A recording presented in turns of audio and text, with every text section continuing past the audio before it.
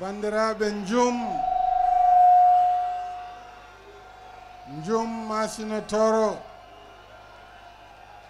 bandiraɓe toro bandiraɓe law bandiraɓe département de Podor adi fof mboɗo salmina mboɗo juuro ceerno men ceerno Madani Muntaka Tall mboɗo tottamo salminangu paangu e ceerno men ceerno Bachir Tall jooɗaniɗo ɗo Cheikh Oumarul Foutiou e ɓesgu mum fof mboɗo salmina mawnam banam debbo sohna Oumou Salamata Tall mboɗo salmina monsieur le maire de Ndioum le ministre Cheikh Oumar Anne Cheikh Oumar inde ma ne mawni kono golle ma ne mawni weltima no feewi mi weltima ene daroriɗa ene dokkodirɗa junngo et le ministre des finances et du budget Abdoulaye Daouda Diallo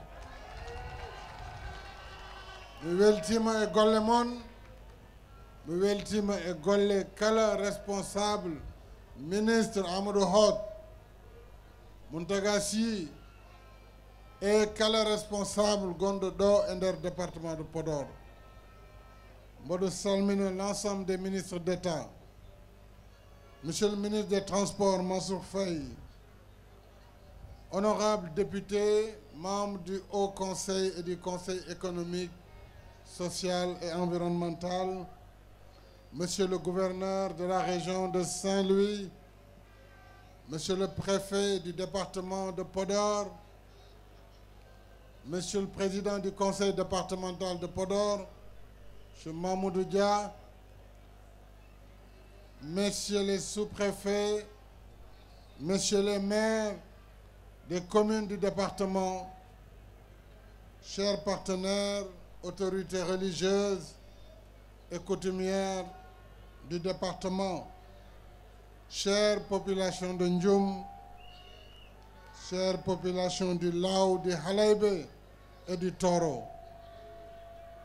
Je tiens d'abord à vous dire du fond de mon cœur, on jarama, on jarama, on jarama, bandiraɓe. Merci pour cet accueil inqualifiable. Il est plus qu'exceptionnel. D'une chaleur sans commune mesure. J'ai vu la beauté des boubous, des Foutanké. Miido, Sunari, pas Sunari, mais j'allais dire, j'ai vu les beaux bijoux et d'anciens bijoux des femmes, des bijoux en argent, des bijoux en or, des dibés, dans la pure tradition poulard.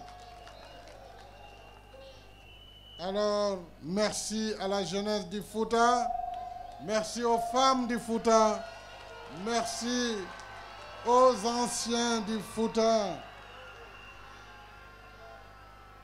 Merci tout simplement pour votre accueil exceptionnel. Tout le long de mon parcours, aujourd'hui, et ici à Ndioum Donde, Masina Toro, Ndioum Hulani, Ndioum Dogani, Ndioum Fayani,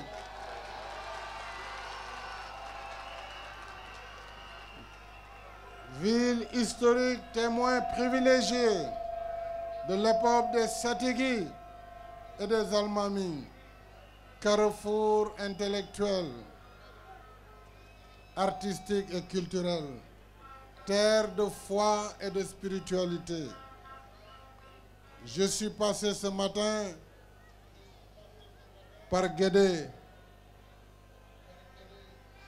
Ça a été une étape importante. faite d'émotion.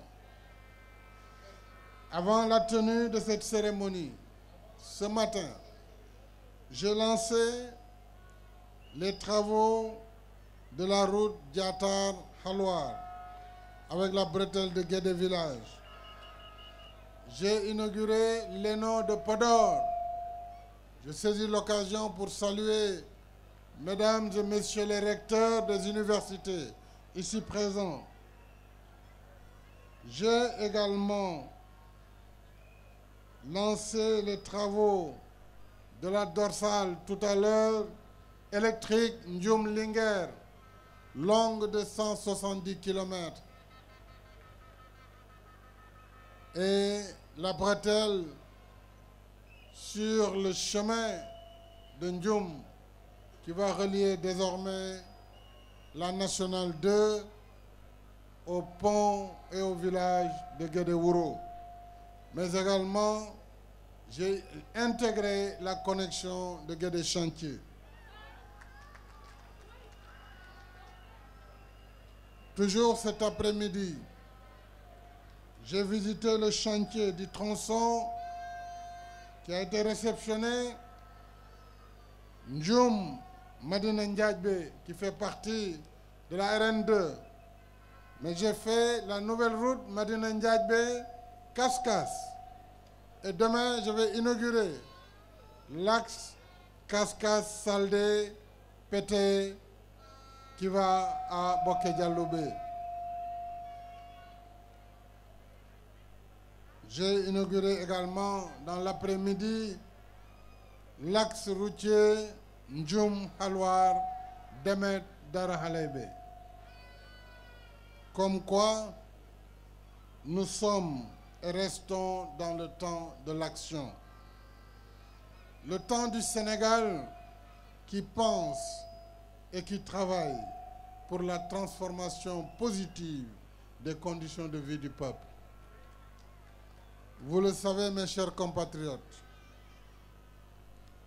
ceux de Ndioum en particulier, de Podor et de toute l'île à Morphine.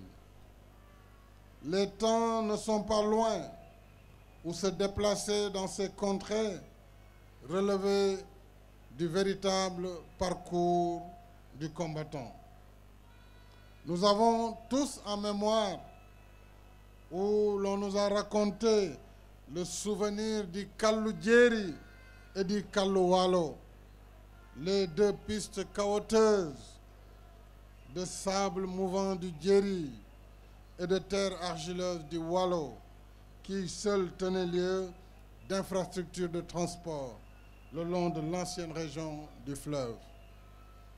Tout voyage relevait alors d'une aventure longue, éprouvante, aux étapes imprévisibles. À défaut de ces deux pistes épuisantes, le voyage s'effectuait par endroits en pirogue. Une autre aventure qui n'était hélas ni plus sûre ni plus confortable. Le sentiment d'enclavement et d'éloignement était à ce point ressenti que nos parents, en se rendant à Dakar, annonçaient tous leur voyage par la même formule: Mbodom Yaha Sénégal, je vais au Sénégal. La même formule était d'ailleurs à la mode dans bien d'autres contrées du pays. C'était valable pour Kédougou, c'était valable pour la Casamance. Ce n'est pas parce que nos parents ne se sentaient pas sénégalais, mais parce que l'énorme déficit d'infrastructures en campagne avait fini par créer deux mondes totalement différents entre la capitale et l'intérieur du pays. De telle sorte que le Sénégal se confondait avec la capitale qui concentrait, on peut dire, la quasi-totalité des infrastructures. Et encore, voilà, mes chers compatriotes, le déficit que le plan Sénégal émergent, en son axe premier dédié à la transformation structurelle, cherche à combler et est en train de le combler dans un esprit de justice sociale et d'équité territoriale. Le Sénégal de tous, le Sénégal pour tous. Voilà pourquoi nous travaillons jour et nuit afin d'installer l'électricité pour chasser l'obscurité, construire des forages pour étancher la soif de nos populations, bâtir des écoles pour éduquer, des hôpitaux pour soigner, construire des routes, des autoroutes, des ponts et des pistes de qualité pour assurer la libre circulation des personnes et des biens, désenclaver nos zones isolées, valoriser le potentiel de nos terroirs et contribuer à la consolidation du sentiment d'appartenance nationale. La route d'Emet-Kaskas s'inscrit dans cette dynamique du Sénégal qui travaille pour un Sénégal émergent. D'un coût global de 15 milliards 386 millions, il peut d'ailleurs être dérisoire de parler de ce coût quand on sait que nous avons injecté 166 milliards dans le département de Podor et le département de Matam et Kanel pour rebâtir complètement la nationale numéro 2 de Ndioum à Bakel et mettre 200 km dans l'île Morphil, dans le département de Podor. Vous le savez, je suis venu également apporter un financement important pour les jeunes dans le cadre du programme Xëyu Ndaw Ñi. Vous pouvez retenir ici à Podor que vous aurez un financement de 1 900 millions pour le financement des femmes et des jeunes dans le département de Podor, mais également vous aurez 1050 emplois salariés et 441 bons de formation professionnelle. Vos tailleurs, les tailleurs du département de Podor, dans le cadre de la subvention pour les tenues scolaires, auront 332 millions de francs CFA pour confectionner les tenues scolaires. Je pourrais être très long puisque je ne voudrais pas passer en revue tout ce qui a été fait dans le département, mais surtout tout ce qui sera fait pour l'avenir, parce que nous n'allons pas nous arrêter en si bon chemin. Bandiraɓe, jarani mboɗo jurno konngol, oɗon ngari oɗon gandi gila nde darnumi laawol ɓamtare woni plan Sénégal émergent. Mbimi ko alay sago natten yowitade tan e jiggore e ko faati e ñamdu leydi ndi, ko faate ndema maaro, ndema gawri, ndema makka. Alay sago gummoɗen e ndemal jalo e jambere, gadden machine aji, tracteur uji, moissonneuse, pewnen pale men, pale ɗe guddite mbaɗe aménagé. Programme kesone ara ko ɓuri 10 000 hectares woni 10 000 noon elle ko ujunaji sappo e hectare.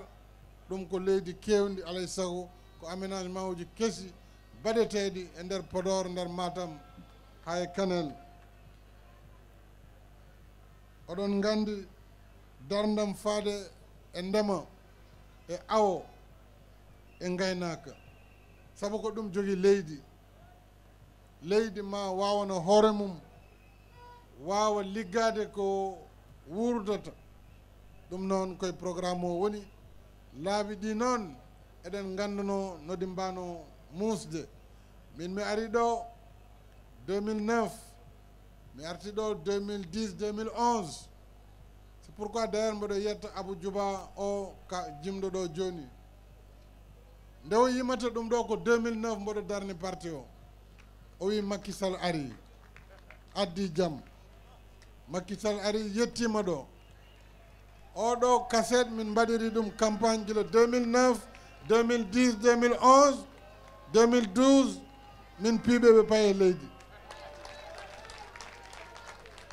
ɗum noon Allah jarama Abou Djouba de an e Doundiaye Mbengue kanko ne 2009 o yino ko arata ko tariki mi yaade Ablaye en on ɗon saaha Rogili en Yetta Sow en eɓe keewi hamin darna parti o ɓene mbiya onon de hay nokku on jahani kono laaɓi de laaɓi ceer